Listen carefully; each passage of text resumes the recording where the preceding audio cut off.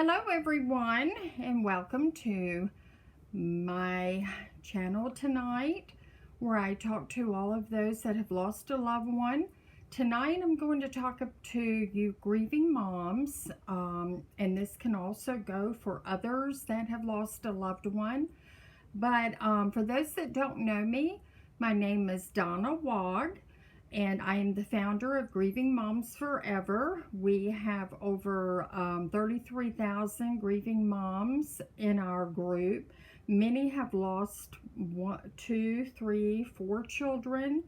I have lost my 2 sons and my grandson and my daughter-in-law. And if you would like to watch to know my whole story, I have the video in there that's my first and second video that tells you the story about the loss of my children and what took place. And so tonight, what I want to talk about is, I know many of you have heard that you're told not to make a big decision or make a large purchase within 2 years of losing your loved one. Well, tonight I'm going to talk to the grieving moms that have lost their child. That is where I have the most connection. Because of losing my children. Please listen about not making a decision, a major decision, or making a major purchase right after your child has passed away. I have learned the hard way, and that's why I want to share this. I want to try to keep moms from not doing what I did. I made the wrong decisions, even though I was told not to make decisions like this. And but I did. And so please listen to me, because of I just don't want to see anyone else make the wrong decisions like what I did and have to suffer these serious consequences of what I went through. And so I know that many of you have been told, if you're going to any type of counseling, if you're reading any type of books, they always want to tell you, they will say, don't make any decisions, don't make any purchases. But do they really know why? Have they walked in your shoes? Have they lost a child? Do they give you the reasons why they just tell you not to do it? Okay, I'm going to tell you why, and I'm going to tell you my personal experiences as to what happened in my life that I should have not ever done, and I wish that I would have known these horrible, horrible consequences. Okay, when I lost Russell was murdered when he was 19. I was working a full-time job. I did not drink, I did not smoke, I didn't use any drugs. I didn't do any of that when I lost Russell. After the time went by and no one was coming to see me anymore, there wasn't really anything to do but hang around and grieve and cry, and I was very lonely. My husband worked out of town, and so I was there a lot alone. And so I started just going to the casino. I wasn't a gambler. I had not been to the casinos, and I know that they were opening them pretty close by. So I started going here and there and there and here, and they started being a way for me to block my mind from thinking about Russell.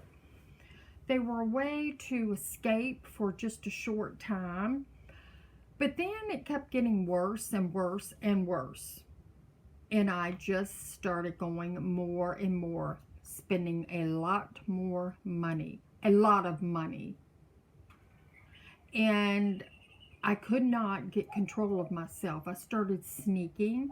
I did not want my children to know. I did not want Ed to know. I started sneaking. So I knew then that I was in trouble. So I started emptying our bank account. I started shifting money from one place to the next, taking it out of one account, putting it into the other one. I started going into our savings. I lost control. I became a total gambling addict from not even knowing anything about gambling. I had not ever done it and had not done anything that was an addiction. And so this went on and on and on. I started going through therapy. Months and months were going by. Went to lots of therapy. I would leave the therapist and go to the casino. My therapist would tell me, give me every you want to stop, do all kinds of suggestions of things that I should do when I would be at home. I could not go back to work. I had tried. I had an excellent employer. And I had tried twice and I just could not do my job. And so this continued on and on. I was losing my family, losing my husband, and losing everything that we had worked so hard for. And I could not get a grip on it. And so when Ed put his foot down and gave me the choice that it was either him or the gambling, I made the decision that it was him. I was not going to lose my husband over all of what I was doing. But I thought it was helping. I thought it was because I could escape. It kept me from being grieving, crying, to being angry because I had lost. So it's easier to deal with anger than it is to deal with your sadness, your emotions of grief, if you can stay angry. So I was angry because I kept losing my money, but I didn't know how to stop. So the time went on and I finally did stop. I finally did stop going. Thank God. I did stop. So the gambling stopped, life went on, and I continued to grieve the loss of my firstborn child, my wonderful, wonderful Russell. And so I want you to please pay attention that if you have lost your child within the past 2 years, what I'm going to be telling you tonight, I hope will help you. I hope that you will pay close attention and listen to me so that you don't make these horrible mistakes that I did. And then it's worse. You're drowning and you're in grief, and it was horrible, the life that I was living. And so it came time then, Anthony, when we lost Anthony, and I was totally out of my mind again. You know, this was my second child that I had lost. And so, not thinking things out, not thinking clear whatsoever, thinking that buying things could take the pain away is what me and my husband were doing. Well, we had a beautiful, beautiful fifth wheel, paid for, beautiful truck, paid for. We decided that we wanted a huge motorhome to drive around. We didn't want those things anymore. We wanted a big RV. Not even a half small one. We had wanted a large one. So we started shopping and shopping, went from different RV places, place to place, till we found exactly what we wanted. Did not need it at all. Not at all. But we were not thinking clear whatsoever. I just wanted the pain to go away of losing Anthony. I wanted him to come back. I felt like that if I shopped and bought things, he would be here. And those are the kind of things as a grieving mom that we think, because we're not thinking clear at all. And so we traded our beautiful truck and fifth wheel for this humongous motorhome, Winnebago Vectra, that we just thought we had to have. And it's only the two of us and our Rudy Roo. Way too big. We did not need this at all. But we bought it. Terrible mistake. Terrible mistake. But we didn't know any different. We thought it would fix everything if we bought that. Well, nothing seemed to change. It didn't bring my children back. It just gave us a huge bill every month to pay, just like a mortgage payment, huge, for something that we had paid for. Terrible mistake. And so that's not all. Then I continued on. So when I tell y'all also about not making these kind of decisions in a short time after you've lost your child, I have so many moms that talk to me all the time, and they tell me they have sold their house, they're buying a new house. They'll say things that they're getting a divorce. They no longer love their spouse because their child has passed away and they're in horrible pain. And I wish that I could fix that. I wish there was a way that I could get you as a grieving mom to hang on, to just listen to me just a little bit and hang on. Wait for 2 years or longer, so that your mind is thinking clearer before you make that large purchase, or before you make that decision to divorce or separate with your spouse. You know, I've been there, and I want so bad for you to understand just a little of what I am saying. If you are thinking of that, please message me anytime. Y'all know, many of you know that are watching this, that I'm always available. You can message me, you can call me. Just let me talk to you a few minutes, just before you make that decision. Please. And so, later on, now this isn't as big purchase, but it's dumb.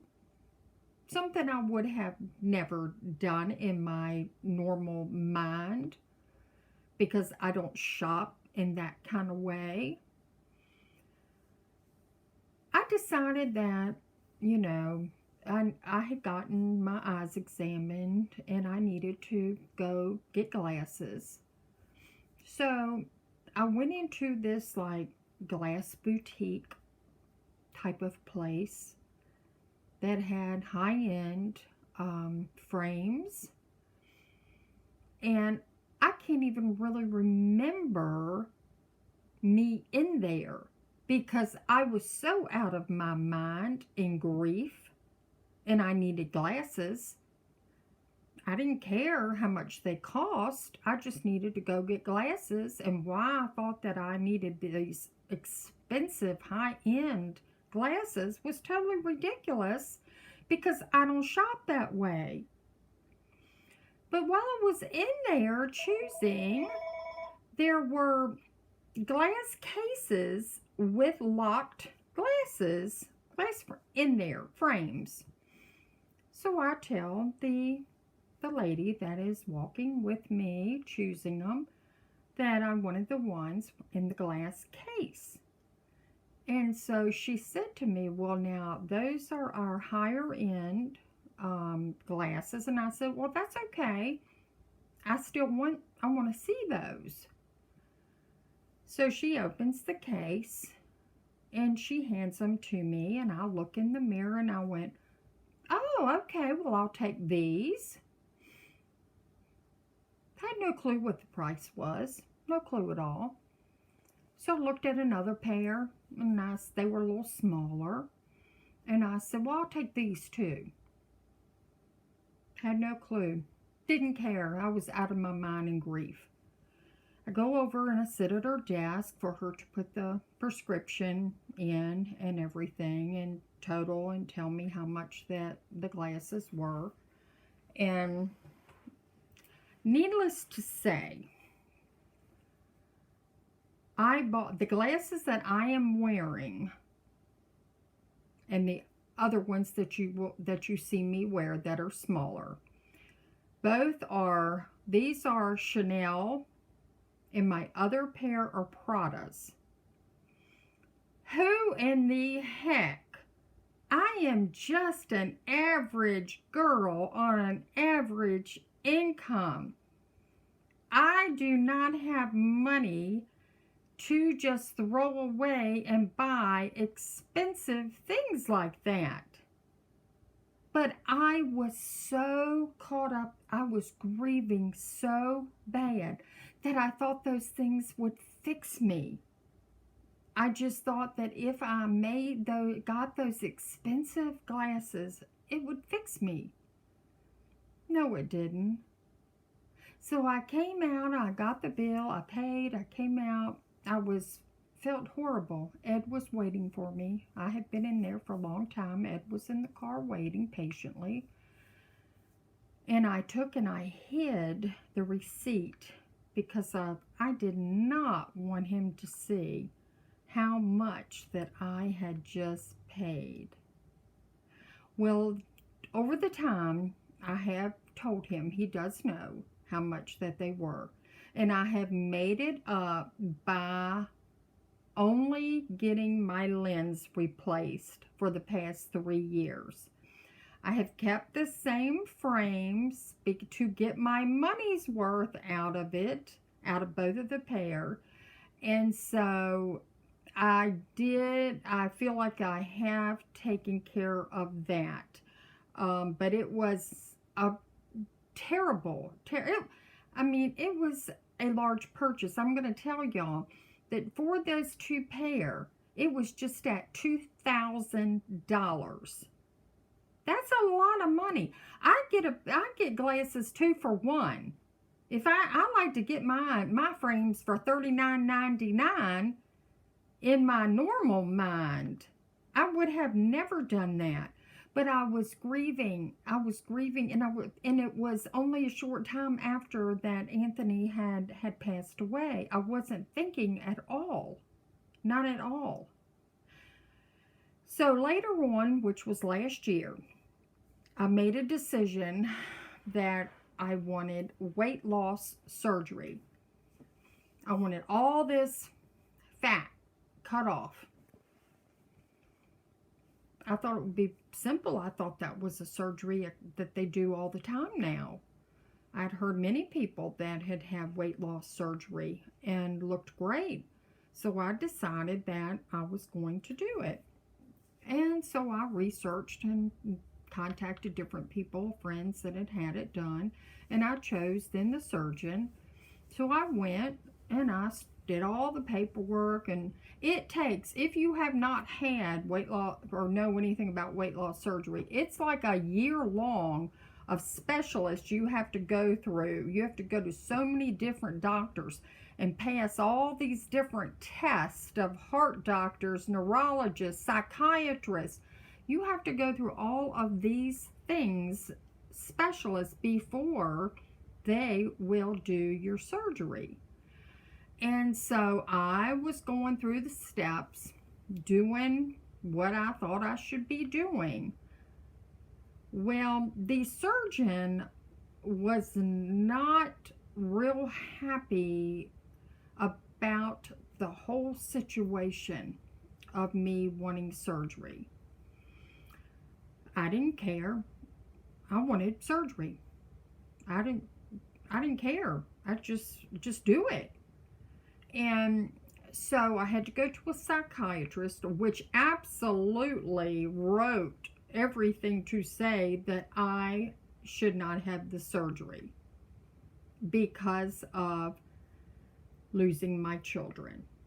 The tragedy is #1 on the charts, as you all should know, and I'm sure you do, that losing your child is #1 for depression, for suicide. And so she absolutely was not going to let me go have the surgery unless I had to take these antidepressant pills. I had to be seeing another psychiatrist. I was furious. I couldn't understand. I was okay. I kept saying, why? I'm fine. Why can't I have the surgery? Everybody else has had it. Why can't I have the surgery?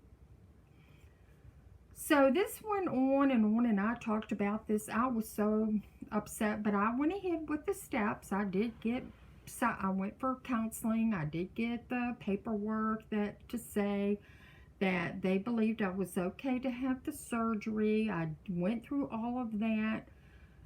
Well, halfway through that, I got a call from the surgeon, the actual surgeon, not the secretary or the nurse or anyone. He called me at home, and he told me that he wanted me to have more counseling before we went any further. And I didn't understand. I just could not understand why that he felt like that I wasn't normal. Grieving, loss of child. So I did as he said, because I really wanted to be skinny like my Anthony wanted me to be. So I did all the steps, went to counseling several more times, got an antidepressant, did just what he told me. The week before surgery, he again, this very good surgeon here in Central Florida, well known, calls me. And he says, Donna, I don't think this is for you. I really do not want to do this surgery on you.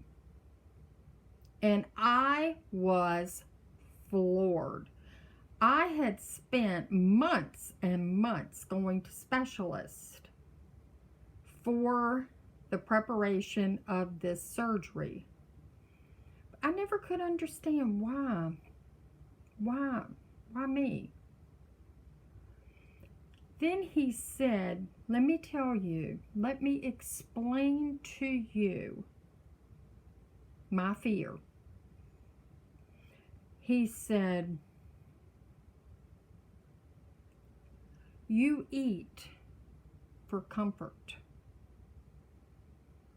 You eat to soothe your heart. And I went,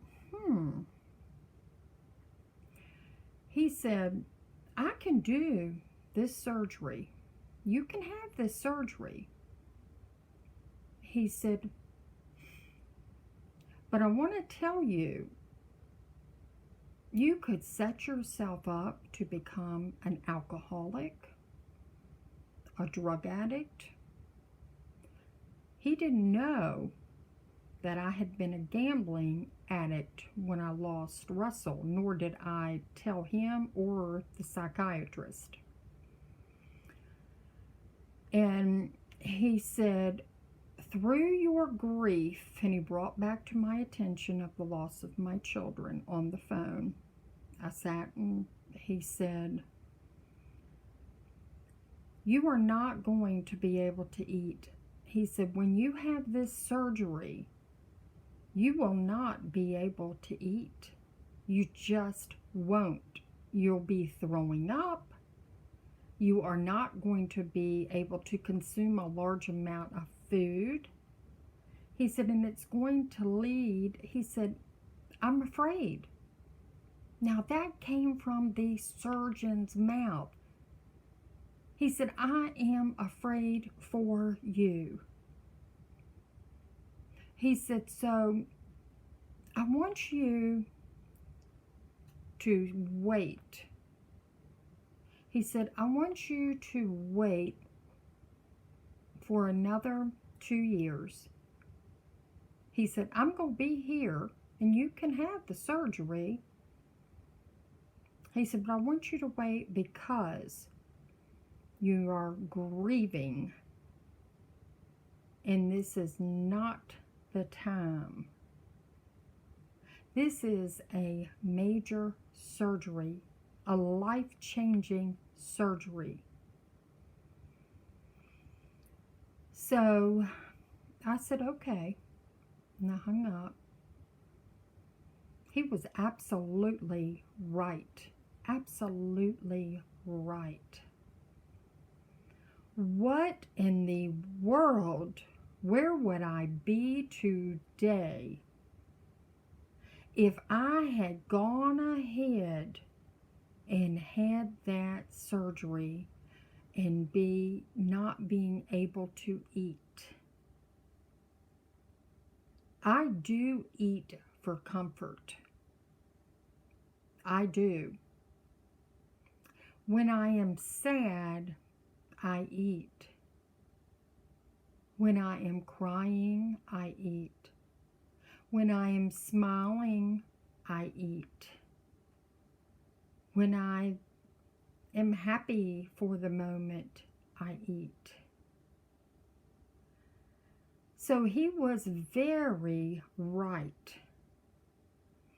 And since then, over the last couple of months, that happened last year, I have written him a letter thanking him for caring.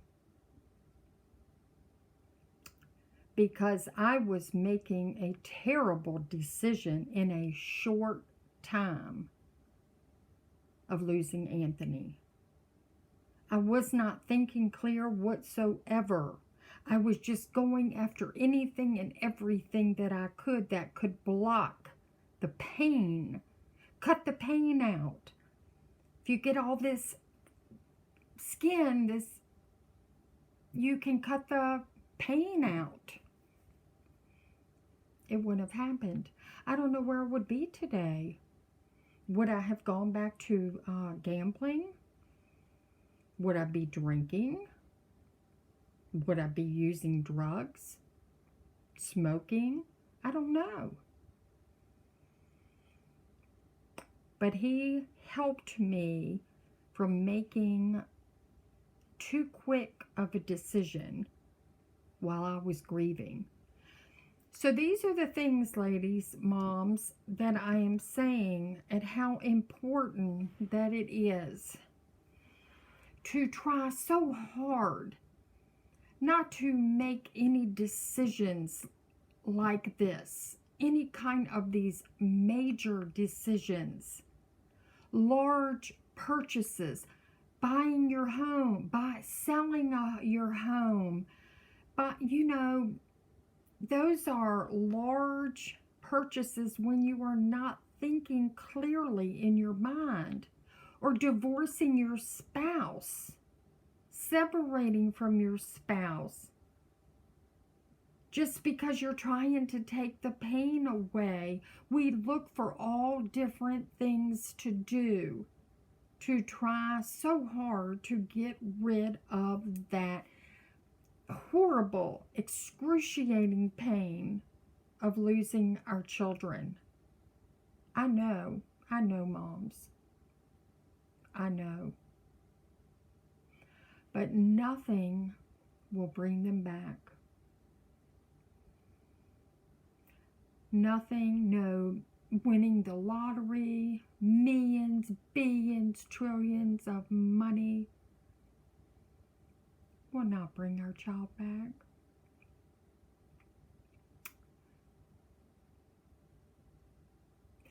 Not changing your appearance will bring your child back.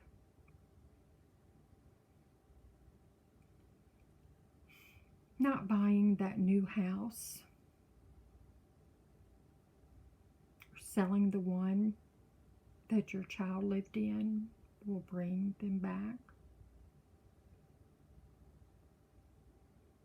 Time.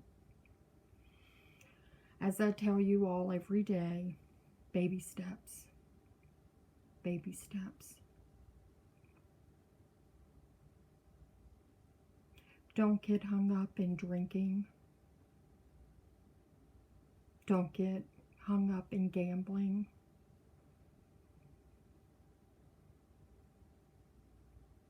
It took a long time for me to get healed from the addiction of gambling. I lost almost everything, almost to my husband.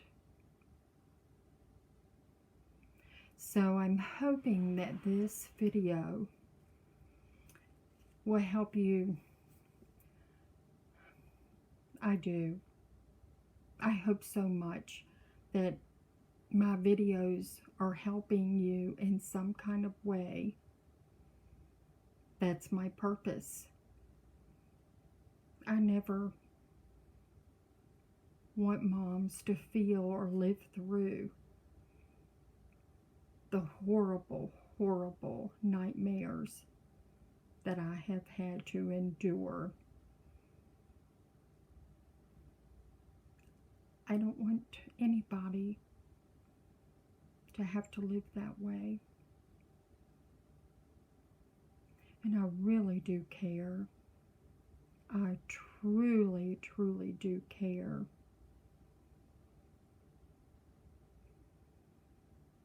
Just message me if you need someone to talk to. Anytime, day or night. If you like this video and if it has helped you in any way, I hope you will click the thumbs up so that it can help others. Subscribe to my channel. It's fairly new. I have just started making these videos in the last couple of weeks. Subscribe so that you know when a new one is coming in. I do hope to make a lot more videos that will hopefully help you through your grief. Comment, let me know if anything is helping you. Let me know if you'd like for me to talk on a subject of grief. I'll be glad to. So with that, I'll go ahead and end. Always just hate to end. I care so much about each of you. I do care. I'm here. Have the best night that you could possibly do while you are grieving.